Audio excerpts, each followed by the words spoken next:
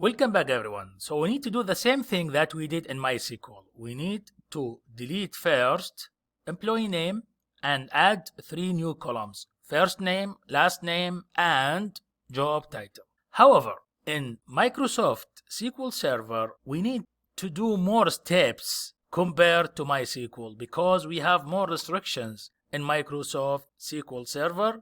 First, in a new query, I open new query from here. We type first alter table employee underscore a drop column employee name. So let's execute this code. So commands completed successfully. Go to employee A, click on this plus sign, click on columns. We no longer see employee name here in this table. So let's now add the 3 columns that we want: first name, last name, and job title. First, we type alter table employee underscore a. However, here we have some differences between Microsoft SQL Server and MySQL. Here we just need to type 1 add instead of 3 adds for each column. So add first name, variable character, data type 255 not null, comma, and we don't have to type add again. We just type the name of the second column, last name, variable character not null, comma. The last one here is job title, variable character 255 not null. And if you notice here, we cannot determine where to add the new columns. We cannot say after a certain column like MySQL. But there is a way to do that after we create the table. So let's first add these 3 columns. Select this code, execute, click on columns here under employee A, refresh. And as you see, the 3 columns have been added in the last. So we want these columns to be after employee ID. So how we are going to do that?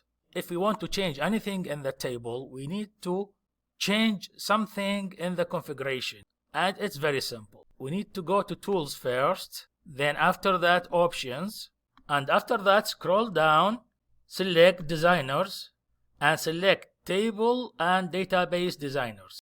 We have some configurations prevent us from making any change in a certain table or database. So by default, you cannot make any changes using graphical interface. Deselect this tick and tick this. So now we can do any changes you want using graphical interface. I already did that before the lecture. You need to click on OK to save what you did. And now you need to use graphical interface design. You need to come to employee A, right click, and select design. Here we have all the columns in employee A table. To change the location of any of these columns, you just need to click here and be careful when you drag it where to put it. If you see this bold line, it should be below employee ID. So you need to drag and drop here. And there we go. You see first name is after employee ID. Do the same thing for last name.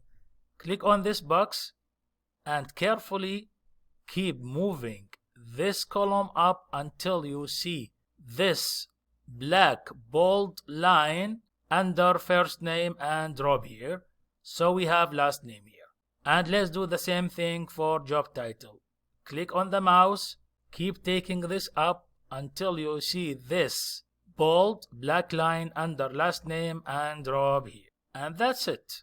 We already moved the location of these 3 columns. Now you just need to save what you did. To save that, click on Ctrl S and you'll see this warning message telling you that you did these changes.